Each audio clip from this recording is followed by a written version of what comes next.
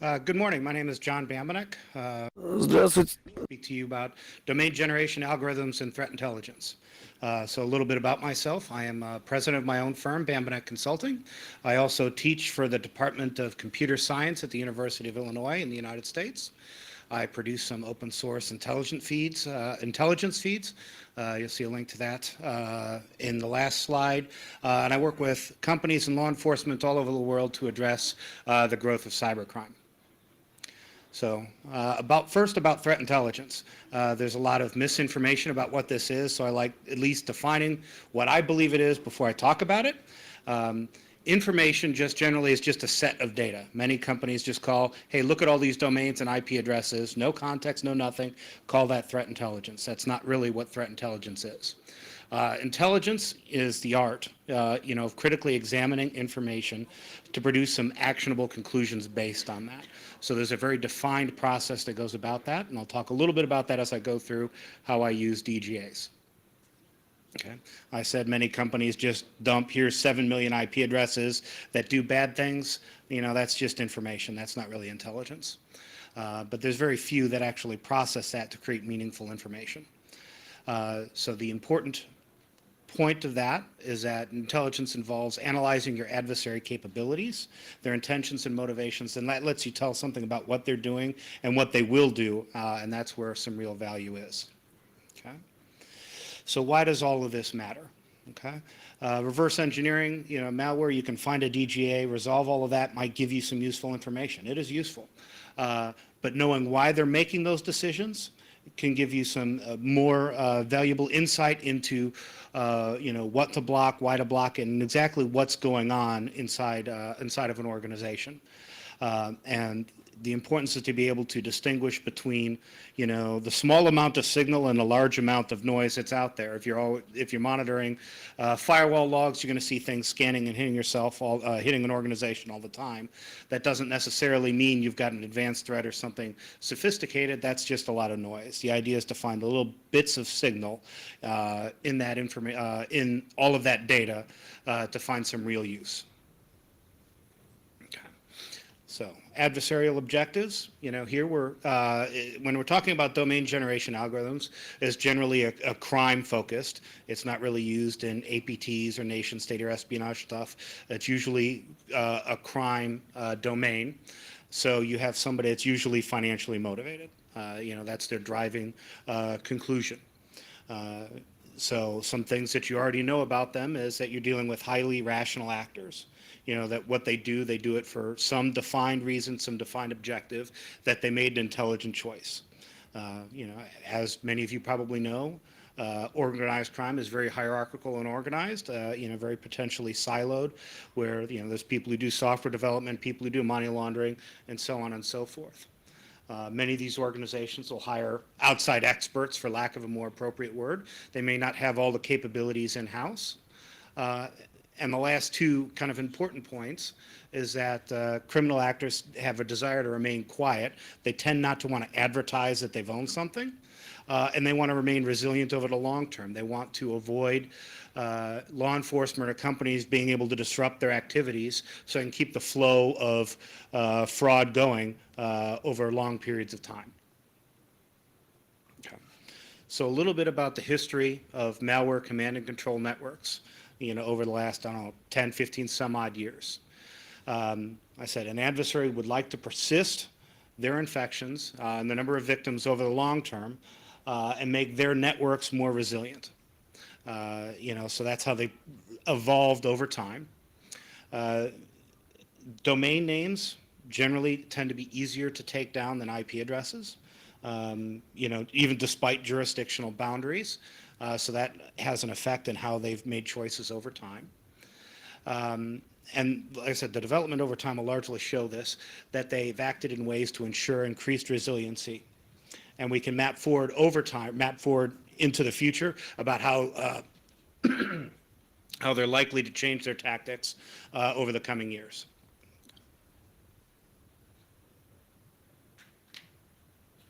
So in the beginning, malware actors would have static IP addresses and domains in there. Here's 3, 5, 7, sometimes even just one IP address or domain name. Says, okay, here's I want to be reached. Like I said, domains are easy to take down, IP addresses happen to be used, and IP addresses, because of jurisdictional issues, it tends to be more difficult to take those down. So various countries will not work with other law enforcement, or are less likely to work with law enforcement from other countries. So that allows command and control to persist even when everybody kind of knows where they're operating. So because of this, adversarial response has increased numbers of domains and IP addresses, and used service providers, depending on who their victims are, that are more likely to not respond to victim nations saying, hey, there's a problem here, do something about it. So the more domains you have, early on it tended to be more difficult to take things down. Okay. Kind of the next evolution is the use of proxies. So you have a domain and IP address, that's where the victim's called to, and that simply just sends the traffic somewhere else. So that makes it difficult. So if you were able to seize a machine, all you're really doing is seizing a proxy, you're not really getting much information. It would still be disruptive to a botnet, its command and control mechanism. So, but it tended, security companies and law enforcement tended to be more leery of actually taking action at this point, because you weren't getting all of the data that you'd really want, how many people were compromised, what information was compromised.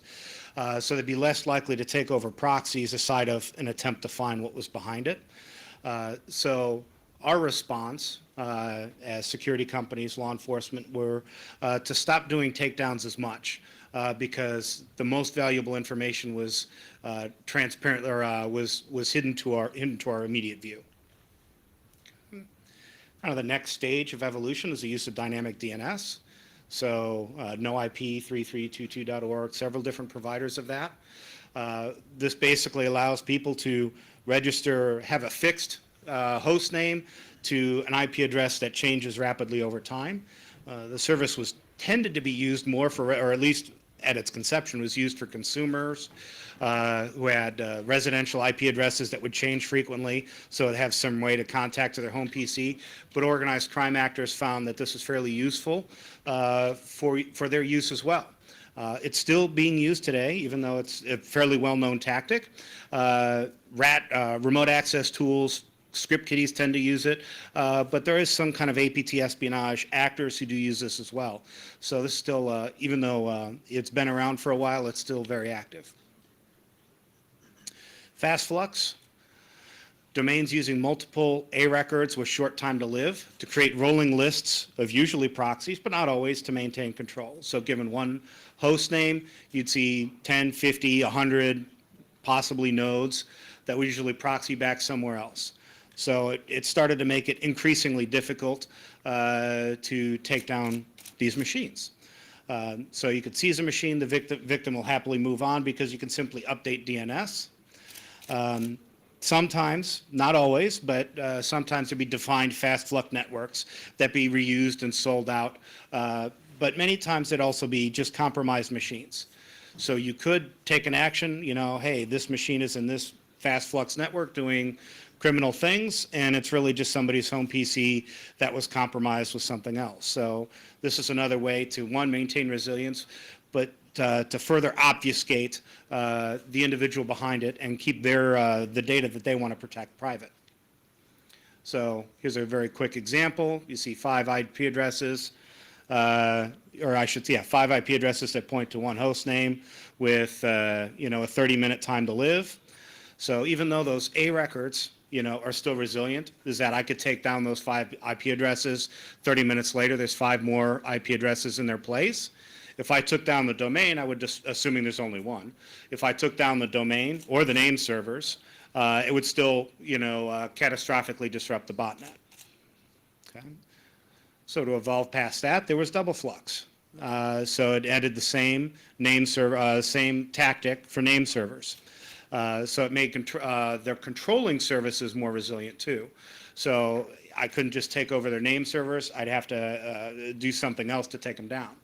However, the domains, were still controlling. So if I can go to a registrar and take out dive with sharks, then everything is offline.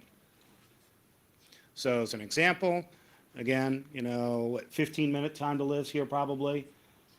Wait a little bit, and the IP addresses change. Okay.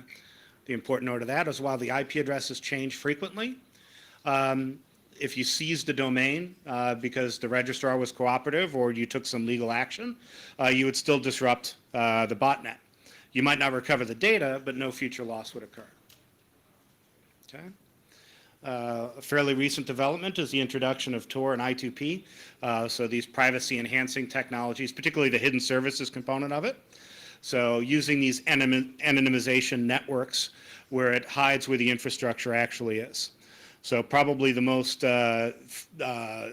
famous or well-known example of this is Silk Road, which is kind of an online black market that was eventually taken down by U.S. law enforcement. That operated on a hidden service, so there was no domain name to seize. They made their mistake of that they leaked out information that it made law enforcement able to identify where the infrastructure actually was, and that operator made other mistakes which made it possible to identify who he was. But generally speaking, without some kind of mistake, they're very hard to disrupt and take down. Even today, there's really no good tactic I can point to you that if somebody's using Tor or I2P for criminal operations of what to do to disrupt them, aside of blocking them.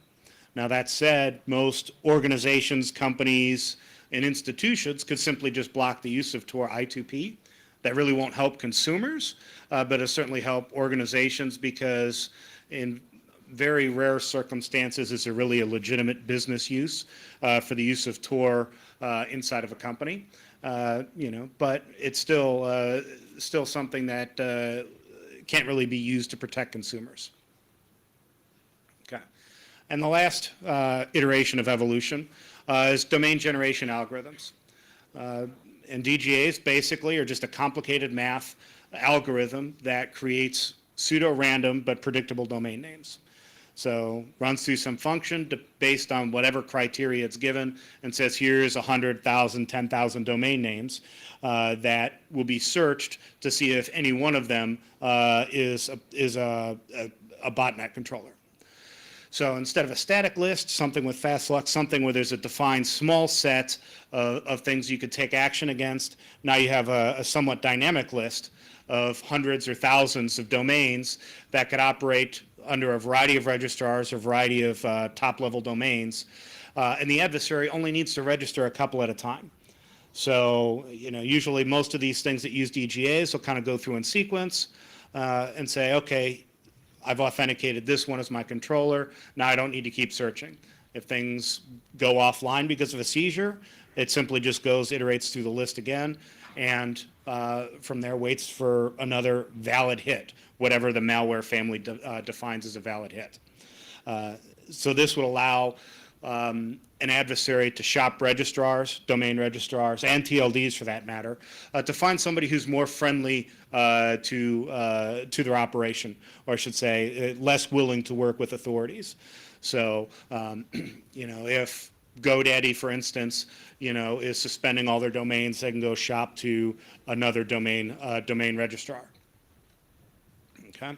And of course, malware C2s can use a variety of these tactics, and actually many of the more sophisticated ones do use a variety of static list, domain generation algorithms in Tor and I2P, so that if any particular ones of these are disabled or blocked, they're still able to reassert control and, for that matter, update themselves or update their victims with better control code or new control code to avoid the tactics that law enforcement and security companies are doing to disrupt their activities.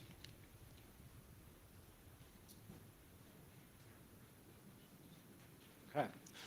So reverse engineering domain generation algorithms.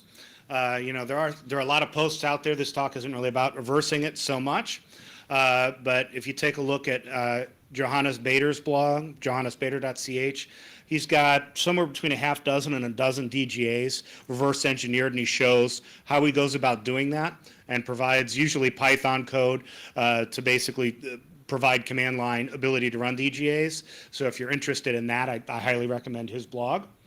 If you are reverse engineering it in a malware sample, there's really no shortcuts to it, but there are a couple of things to look for. Is looking for functions that iterate many times. So, there'll be some function that says, okay, go through, generate 1,000 domains. It gives you kind of a visual cue to look for.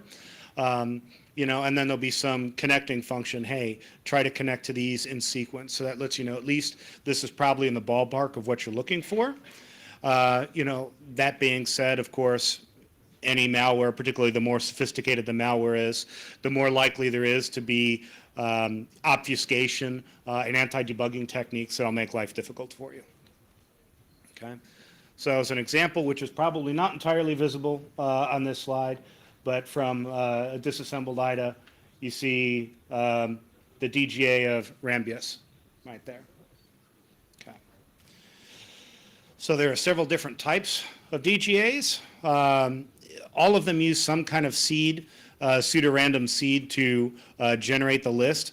Many tend to be date-based, so based on whatever day, whatever calendar day it is, they'll generate a given list of domains. Some will have simply a static seed that says, okay, here's the 1,000 domains generated based on this defined string, whether it's a 4-byte string or some other domain name. And then there's also been the emergence of the use of dynamic seeds. The seed has to be globally consistent. So it has to be something that makes sense to anybody anywhere in the world, so that when a victim machine initiates the algorithm to run the DGA, all victims have to be able to run whatever code to do the DGA. It has to be predictable so that whoever operates the network knows what to register and that all the victims will reliably connect to it.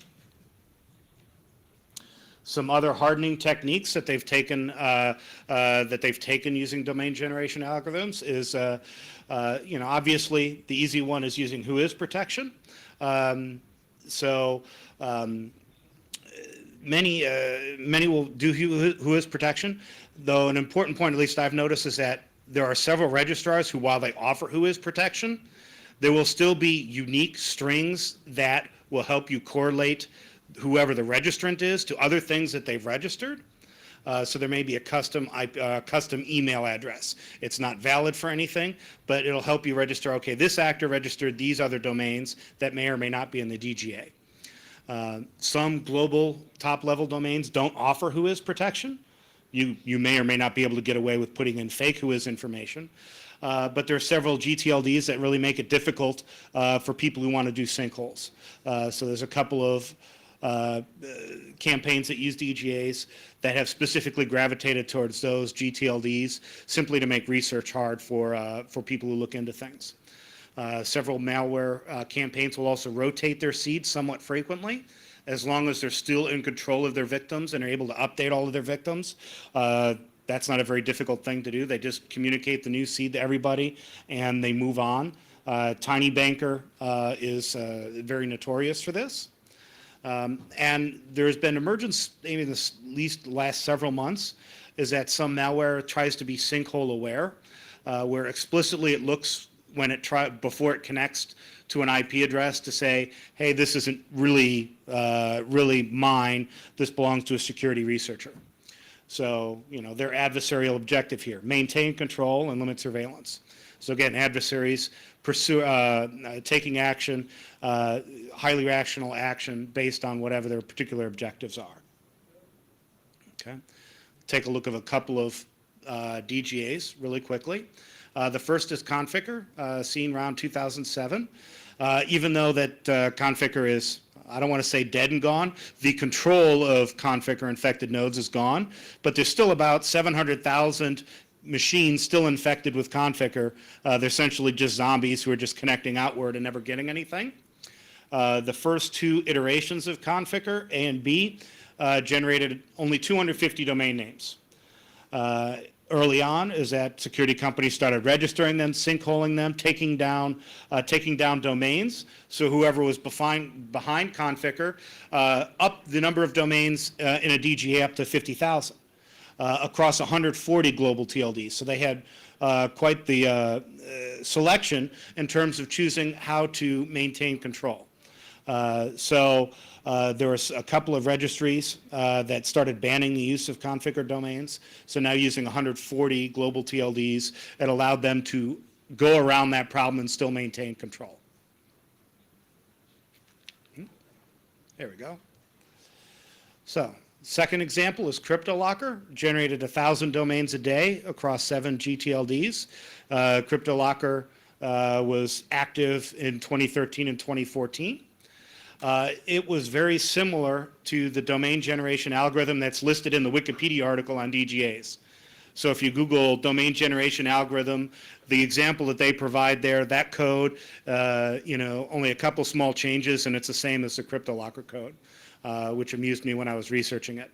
It was used previously in 2011 by the Flashback OS X worm, which was a Mac virus.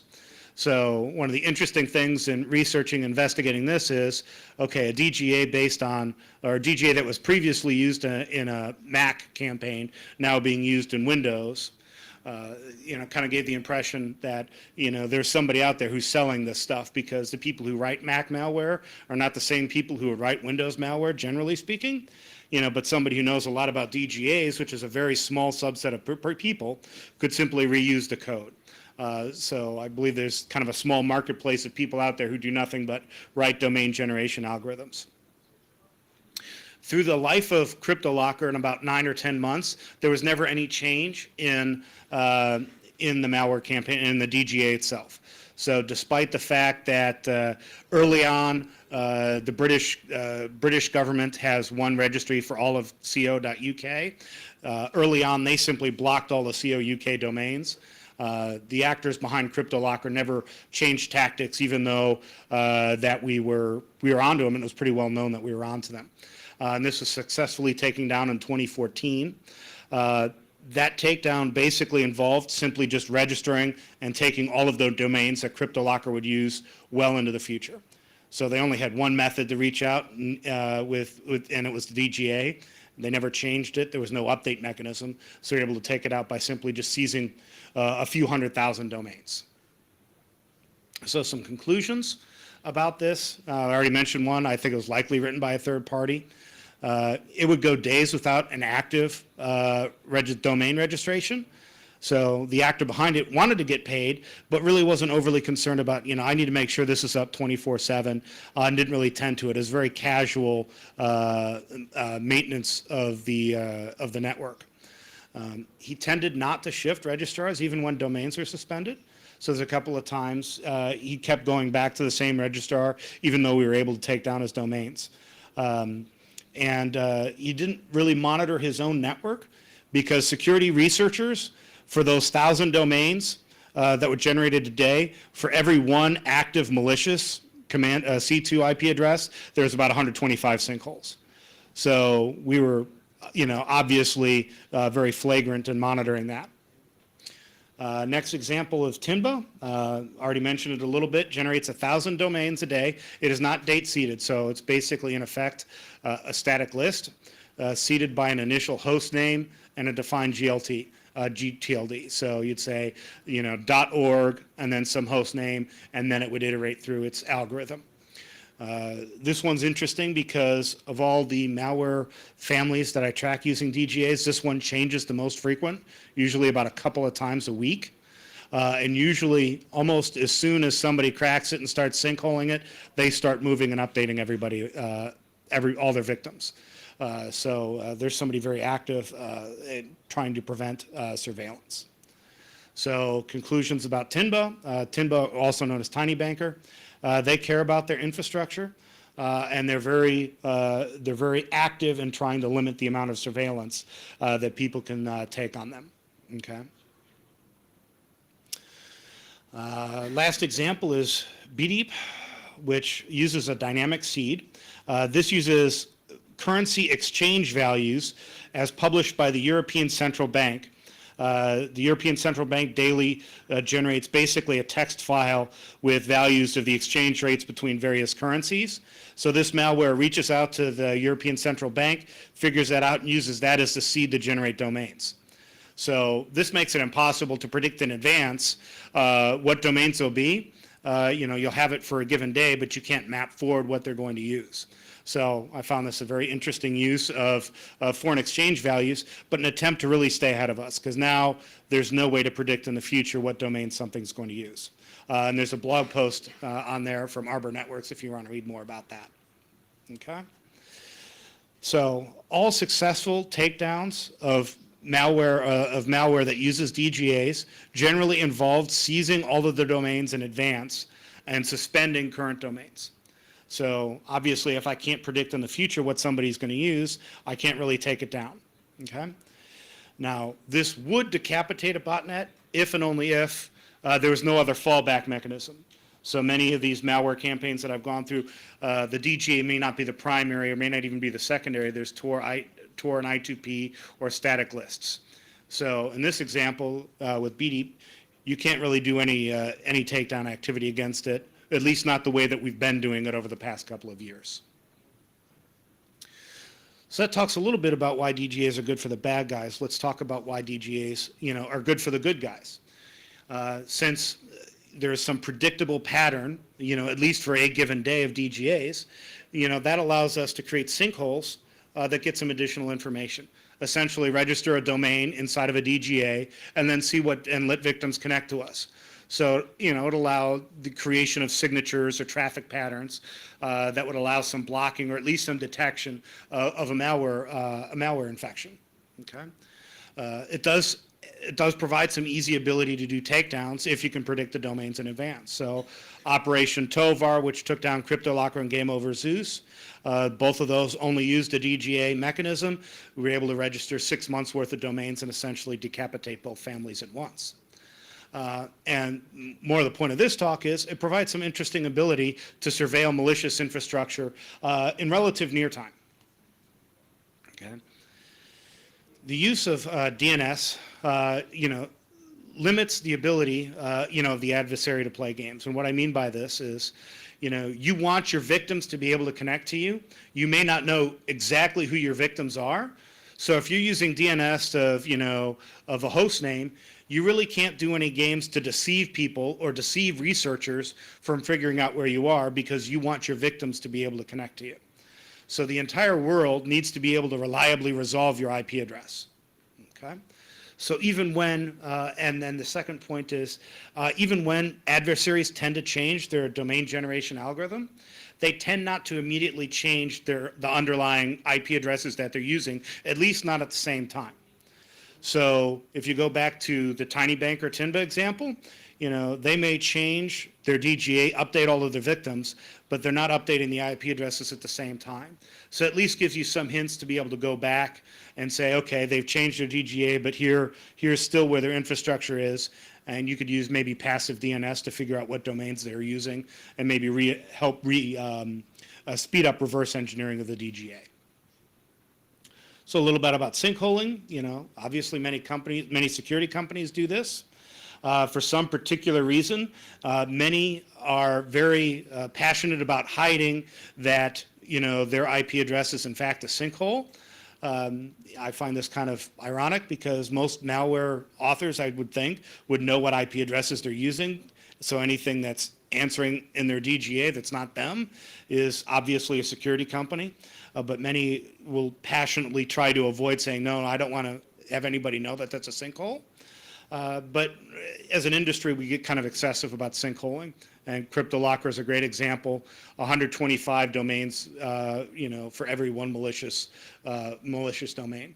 In fact, for some malware campaigns where the malware author has already updated their DGA and moved on, there are companies that will go back and sinkhole old DGAs simply because they finally got around to reverse engineering it and they're not getting any reliable information out of it. There we go. All right. So if you know what domain somebody's using, you can create some feeds pretty easily out of it, to create some protective technology if you want. So here's an example of creating simply a feed for May 22nd of CryptoLocker.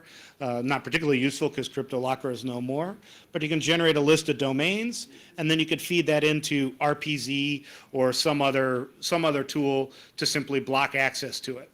The rest of the world might be able to reach the malicious infrastructure, but whatever organization you're protecting wouldn't be able to reach it. So that's fairly easy to do, okay? But what's more interesting to me is the ability to do surveillance. So fairly easy to do this on a relatively small Amazon AWS instance. It requires two tools, Parallel and ADNS tools for asynchronous DNS lookups. So, it would start by, so the general process is you pre-generate all your domains 2 days before to 2 days later, and this assumes a date seed of DGA. So you generate all the domains that you want to look up. You take that list, you pipe it into ADNS, and use Parallel to limit the number of lines, about 500 to 1,000. If you fire more than that at once, you start getting unreliable results. And this allows you to basically get IP addresses in near real time. And for, I think roughly I'm processing around 200,000 domains now, and that can work inside of 10 minutes. So as an example here, I should say here's one of the seeds of Tinba. So these are active non-sinkhole domains that are currently resolving. So you've got 7 of them. Well, we already know how to generate the domains. But what's interesting is getting the IP addresses. So those 7, or some of those domains will resolve to these IP addresses, at this given time. So a quick note about intelligence bias. When people gather intelligence and process information, they bring some biases to the table. The way I go about this is that I prune all sinkholes because I don't really care what security company is sinkholing what, because I'm interested in surveilling malicious infrastructure. So I'm generally uninterested in that. However, if you're protecting an organization, there's a company that you want to, protect, you would care about sinkholes, because if you've got a victim machine that's connecting to a sinkhole, it's still infected with something. It may not be really reaching the malicious infrastructure, but you still got something to clean up. So there's certainly some considerations of bias that you need to be involved with. So one quick point about this IP address list. It seems like, okay, I've got 6 IP addresses. I know they're resolved to malicious domains register those IP addresses. Okay, let's just go put that in a firewall and be done with it. It's generally not a good idea, and we'll talk about that in a couple of slides. This is probably not entirely visible to you, but you could also check name server information. So these are the 6 IP addresses, or 6 of the IP addresses for name servers that are used by Tiny Banker, and these are 4 of host names that are used to those. So with those 2 data points, you can usually quickly validate what's a sinkhole and what's more likely malicious. So some security companies will simply use a name server that has sinkhole in the title. That makes it obvious. But malicious actors tend to reuse the same name servers even when they change their DGAs. So it gives you some quick indication of how to validate quickly what's malicious and what's not malicious. So with those 4 data points, host name, or I should say domain, IP address, name server, IP address, name server, domain, you could start to make decisions based on that information. You could block those domains and IP addresses, and we'll talk more about that in a second. You could block the name servers. Anybody reaching out to the name servers? Sometimes DGA actors and malicious individuals will use otherwise legitimate name servers, and there's been more than a few security companies that have simply used a name server and correlated everything and created some false conclusions based simply on the use of a name server. So while it's not really useful operationally, it may be useful for intelligence. So, we've talked a little bit about what we're doing, but the adversaries know that we're doing this too. So this is not particularly sophisticated. It's pretty easy to do DNS lookups. So in response to us doing this, they'll change their seeds frequently. We talked about that. They do have non-DGA communication mechanisms, use of Tor or static lists or whatever. And the last one, which is somewhat recently, and what I find one of the most interesting, is engaging in counterintelligence. So briefly, counterintelligence is any set of tactics used by somebody to thwart information gathering on itself. So nation states and intelligence organizations do this all the time. It would make sense that organized crime actors would do the same. So you remember those domain and IP address lists before? What if an adversary registers domains that they aren't really using? Okay, maybe there's no real harm in that. But how about something a little bit more scary? And you probably can't see these IP addresses, but remember that the DGA is fully known by an adversary. The domains can be fully in the control of an adversary. They can point the resolution anywhere they want. Most malware is smart enough to distinguish between this really is a controller and it's not. So even if something connects to something, if their victim machine connects to an IP address, it's not a controller, there's really no harm to them. So these 13 IP addresses point to the DNS root servers. So all 13 DNS root servers. If I were a bad person and wanted to screw with a security company that mindlessly took IP addresses from malicious domains and threw them into a firewall, I'd put these in there because you would break DNS for an organization completely and they would be down. And adversaries have done similar, not exactly this, but similar things where it says, okay, somebody is surveilling my DGA, so I'm going to put IP addresses that will start breaking things. So I thought that was a particularly interesting development. Okay. This brings me to a point to where I started, is that if you're taking information simply based on information without any real analysis, that could be catastrophic for an organization. And that's especially true when an adversary is 1, highly rational, 2, highly sophisticated, and 3, knows what you're doing. As security companies and researchers, most of everything that we do is out in the open and easy to determine by adversaries. So this is why, the act of intelligence, is so important. You could block those domain names. Okay, that's not really a problem. There's nothing really, no collateral damage to be had there. But IP addresses under the control of adversaries, they can start manipulating you. Okay. So at least in my feeds, I've whitelisted the root servers and a couple of other IP addresses after I noticed some adversarial action along those lines. Okay. Some who is intel. Often actors reuse some of the same information across different campaigns. So it makes it easy to correlate campaigns and correlate to other activities that somebody does. And I mentioned this a little bit earlier, is that there are some registrars that while they offer whois protection, they create a unique string that allows you to map the same actor. You may not know who they really are, but you can map the same actor to other domains, even though they're all under whois protection. Okay? So the reason this is important is almost every successful criminal prosecution or law enforcement operation is due to some kind of operational security screw up that an adversary did, where there was possible to correlate domains back 4 or 5 years, and 4 or 5 years ago they registered a domain with their actual name that allowed somebody to take legal action against them. So that ability to do correlation backwards has proven very helpful, because almost always, given enough time, even a highly rational criminal actor will generally screw up. Okay. So we've talked a little bit about surveillance, and that's nice. But creation of feed data and intake of it into firewalls or intrusion detections is still generally a passive tactic. What about something a little bit more active? Is it possible to simply notify on changes so that you could take more, get to more proactive action? Okay, so possible to simply automate notifications when there's key changes that happen in terms of new domains being registered or new IP addresses being used. So for this, I use an application called Pushover. It's available on Google and Apple stores. It has a very simple API where you pass a key in whatever message, and it'll push out a notification to your phone. So in this example, it's a new dire domain registered. Here's the domain, the IP address, and what country it resolves to. So if I were interested in this, I could turn around and take some action or investigation on this. Now, I know this is interesting because the DGA that I'm using for dire right now, the actors have moved off of it for a couple of months.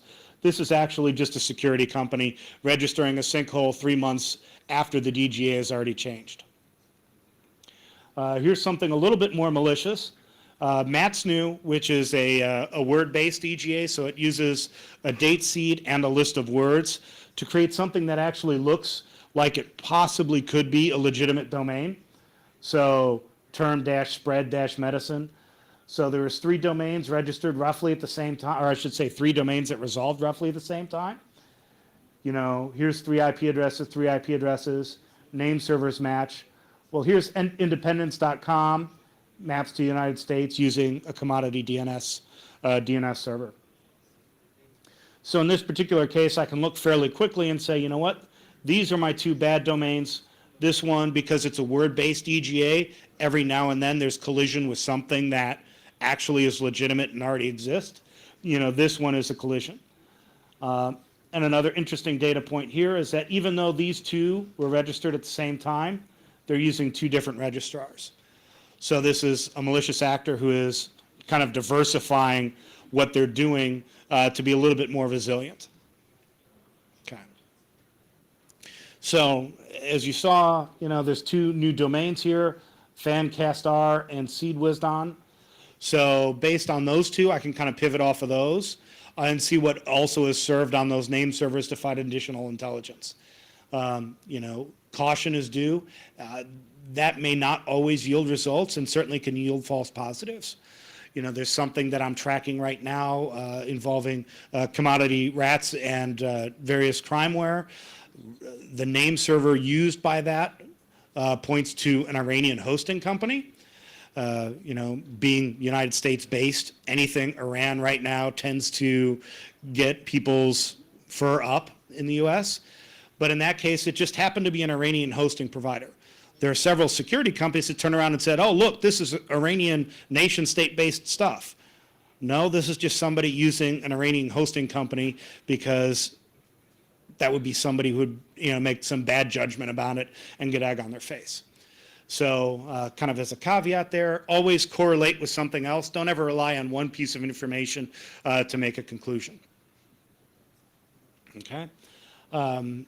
And as kind of a last adversarial response, I mentioned a little bit earlier, starting to see sinkhole-aware malware. It's very crude and rudimentary right now, where basically it goes through the DGA, attempts to resolve it, and looks for indications of, oh, this domain has some sinkhole, has the name sinkhole in its name server. I'm just not going to connect to it at all. Many sinkholes will also include HTTP headers that say x-sinkhole : true, something along the lines that advertise themselves. So malware is starting to be developed that will simply avoid that, to bypass those sinkholes altogether, which would take away our ability to do some intelligence on that. So you know, I thought that was a fairly interesting development.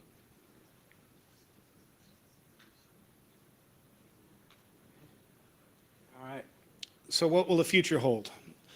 You know, DGAs are going to be around for a while. I don't see them going away anytime soon, but they will often be paired with something else to allow for communication. So it'll be DGAs and Tor, or DGAs and I2P, or DGAs and static lists, because at least the last several successful takedowns have simply just seized all the domains at once, decapitated it, and that was that. I certainly think Tor will continue to be used because it has some very strong advantages for criminal actors. Even though it's fairly easy to block its use inside of an organization, you know, there's still some great advantages it can have to the actor, namely that it makes it very difficult. I don't ever want to say anything's impossible, but very difficult to identify where the infrastructure actually is. And there's been a couple of novel and interesting techniques to try to identify that and ultimately haven't panned out. So at this point, we're kind of, unless there's some other operational security mistake, there's no good way to identify where a Tor or I2P hidden service is. And it will, there'll be an increase in the use of interesting dynamic seeds. So I mentioned BDEEP, which uses the European central banks' foreign exchange values which is fairly new, and that was a fairly interesting thing. I certainly think that kind of development will happen where there'll be some kind of seed that's used where it's only valid for a given day, and there's no predictability going forward, which would also severely hamper any kind of enforcement action that we would take on it. Okay. So, end of my presentation. Thank you. The link right there is a list of the various feeds that I produce, if anybody is interested in using them and taking a look. And are there any questions? There's a microphone there.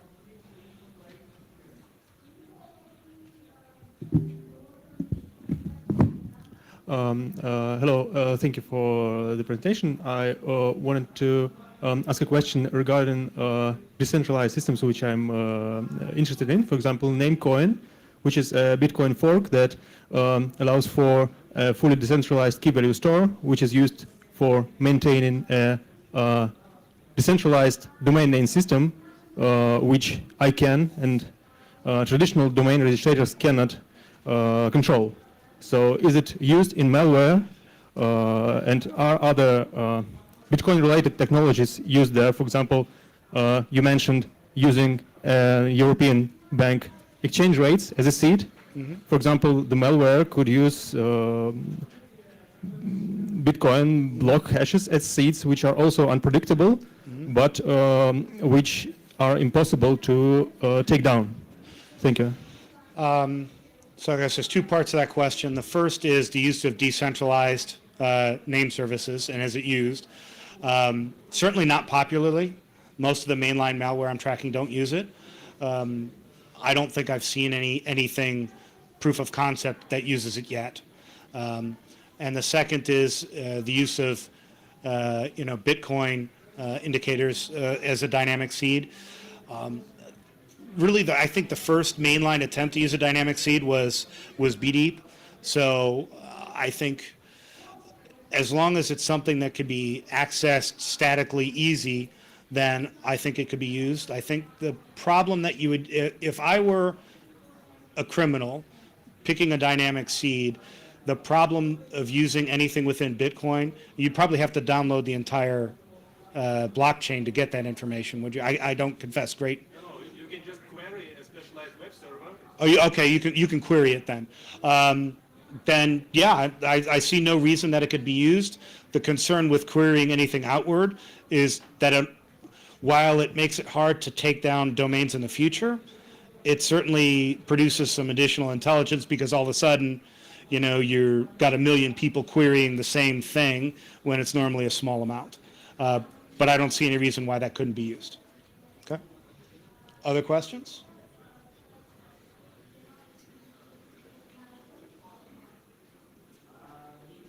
Yes, no? All righty. Well, thank you and enjoy the rest of your conference.